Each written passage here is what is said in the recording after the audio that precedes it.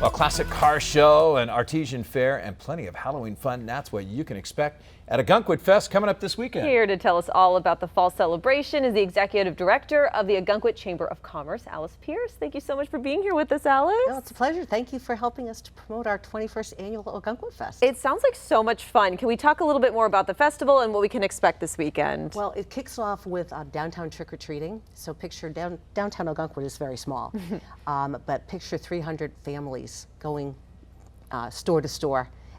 All these little kids dressed up, it's just adorable. But we get a large number of local people coming into town for probably what's their first trick-or-treating of the year.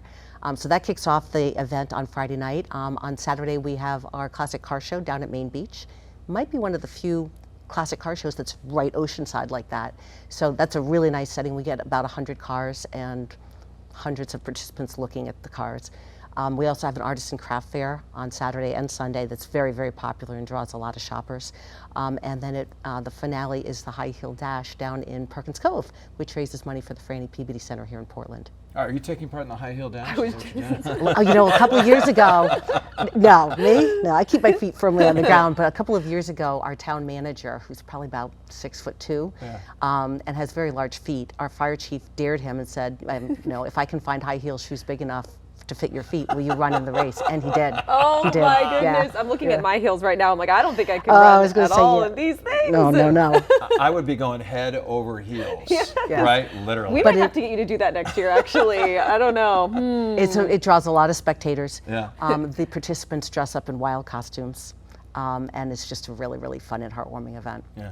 So fun. Okay, so this is the 21st edition of the fest, like you said. How did this all kind of come about? Why was this created in the first place? Well, it's part of our mission to the chamber is to extend, you know, the season, right? Back in the old days, it was Memorial Day to Labor Day, or maybe even 4th of July to Labor Day. And so the chamber endeavored to create events that would bring people back in different times of year. So our two busiest weekends, actually, for a lot of our restaurants are OgunquitFest weekend, because again, people will book on Sunday to come back the following year, and then Christmas by the Sea, which is our December festival. So it really has worked very well to lengthen the season. So we kick off with festivals starting in May, and then we have a couple more in June, and then we have October and December. So it keeps Ogunquit busy year-round and helps extend the season for our businesses and for our local residents as well. Yeah, you got your finger on the pulse down there. How many extra visitors does this bring to the Ogunquit area, where you get to show off how beautiful it is down there, especially right by the beach? And this time of year too, and luckily I heard Christian talk about the weather this weekend, so that's good news. But it fills up all the hotels in town. I mean, it makes Ogunquit fuller, more vibrant. People come in costumes. It's a big Halloween celebration. So it not only fills up the town, but it fills up the town with joy and with, you know, revelers and a lot of families coming to see, you know, what we've got going on. A lot of our businesses also. I mean, I've got, people can find this on our website, but it's 3 pages of things going on this weekend. Wow. Because a lot of our businesses will get in. The Levitt Theater is doing a haunted theater. There are a lot of Halloween parties. There's a cemetery walk. So there's tons to do. There's tons to do. So other people really get involved and kind of branch out and kind of take hold of this one event, but make it their own. Correct. Which is really great. Yeah, we encourage our businesses to create similarly themed activities, and also the town is beautifully decorated. The hotels and the restaurants really take it up a notch in terms of Halloween decorations and skeletons and ghosts and goblins. I mean, it's just really fun to walk around, and it's a very walkable town. So, you know, all the way from the beach down to Perkins Cove, there's great decorations and there's things going on everywhere. What do you think the biggest event is there? I mean, I know you mentioned the cars on the beach. That takes us way back to like the muscle cars, right? I mean, yeah. I mean, there were cars from the 1930s, you know, right up to, I know one of our associates is planning on bringing in his early 2000 era BMW. So, I mean, it's a broad swath of different cars, all age groups. We have music going on all weekend as well, so there'll be music at the car show, there'll be music at the craft fair. The restaurants all have live music for the weekend, so there's just a lot to do, and it's a fun place to celebrate autumn. What kind of planning goes into this? Because it sounds like a really big event and really a bunch of little events too surrounding it. It's a lot of planning. I mean, we manage 3 or 4 of the events ourselves with the chamber, but then again, it's encouraging the businesses and everybody else to get involved so that it becomes a true community-wide celebration. But yeah, we start working on it. You know, a lot of the events are traditional. The car show, this is the 16th year for the car show. The craft fair probably has been going on as long as OgunquitFest has been going on. So a lot of the events are things that everybody's aware of and are easy to plan because we've done it before, and we always look for new and innovative ways to make it different and more contemporary.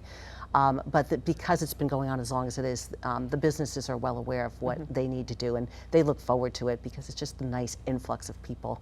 And it's a fun time. Yeah, you talked about the hotels being filled. Do you have a number, like economic impact, how much this means to the community down there?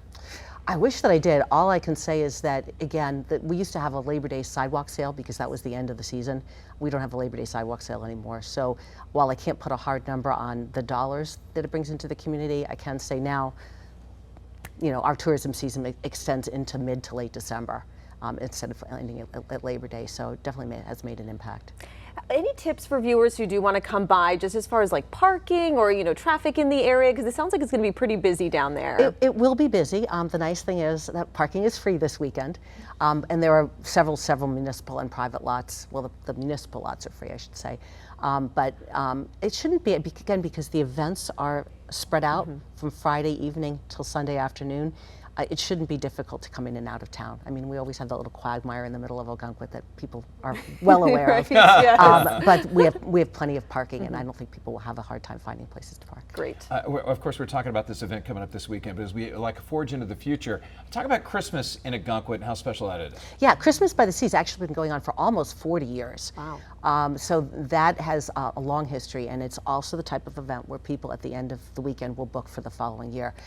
We have bed and breakfasts where, if it's a smaller bed and breakfast, say 7 rooms, the same 7 families will come back every year, and it's kind of like almost a holiday reunion for a lot of people.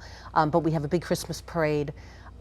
We have tree lighting, so we have 2 different parks with trees, so we light one and then we light the other. Last year we added a bridge lighting because the town decided to decorate the Footbridge Beach Bridge. So we started out with the Footbridge Beach lighting and then moved around town. There's caroling.